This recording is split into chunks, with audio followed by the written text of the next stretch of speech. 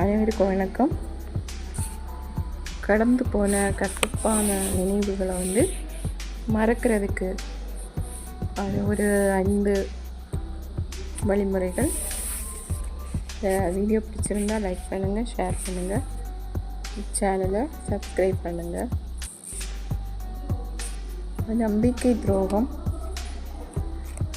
பிரிவு, காதல் தோல்வி, உயிருக்கு நேசித்தவங்க நம்மளை விட்டு போகிறது, எந்த வழியாக இருக்கலாம். மறக்க முடியலை அப்படின்னா அதுலேருந்து விடுபட ஒரு 5 டிப்ஸு. அதாவது இதுவும் கடந்து போகும், ஆனால் எதுவுமே மறந்து போகாது அப்படின்னு சொல்லுவாங்க. ஆனால் நம்ம ஒரு விஷயத்தை நம்ம எப்போவுமே அதை நினச்சிட்டு இருந்தோம்னா அது நமக்கு மனப்பாடம் ஆகி அது மறக்கவே மறக்காது.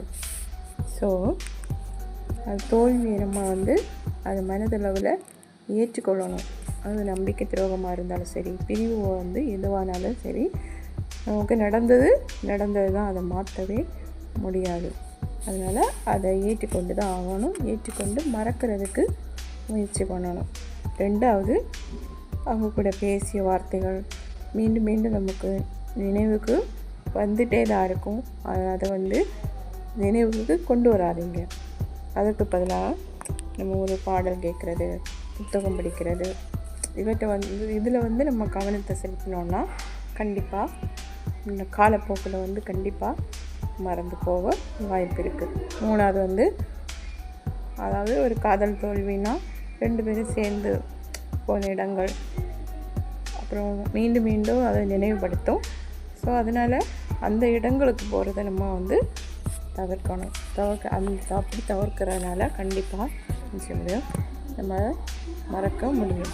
4, அவங்கள விட்டுட்டு போகிறவங்கள ஆன்லைனில் இருக்காங்களா, என்ன பண்ணுறாங்க, எங்கே போகிறாங்க, யார் கூட பேசுகிறாங்க, ஏன்னா ஆராய்ச்சி பண்ணிகிட்டே இருக்கும் நம்ம மனசு. ஸோ அதை நிறுத்தணும். அந்த ஆராய்ச்சி பண்ணுறதை நிறுத்தணும்.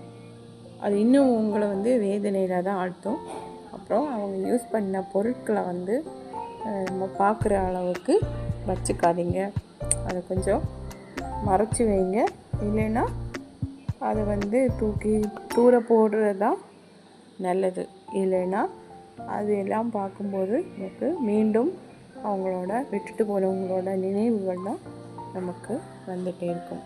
அடுத்து 5வது, இந்த கடந்த 4 விஷயத்துலேயும் உங்களால் அவங்கள மறக்க முடியலை, மறுபடியும் நரக வேதனையாக தான் இருக்குது அப்படின்னா நீங்கள் ஒரு நல்ல மனநல மருத்துவரை அணுகிறதுல தப்பே இல்லை. அந்த டாக்டரை அணுகி என்ன செய்யுங்க, ட்ரீட்மெண்ட் எடுத்துக்கோங்க. மருந்து மற்றும் யோகா, நடைப்பயிற்சி, அது எப்போதும் உங்களை நீங்கள் பிஸியாக வச்சுக்கிறது, இது அனைத்தும் தொடர்ந்து கடைபிடிக்கும் போது கண்டிப்பாக அந்த பிரிவிலேருந்து விடுபட முடியும்.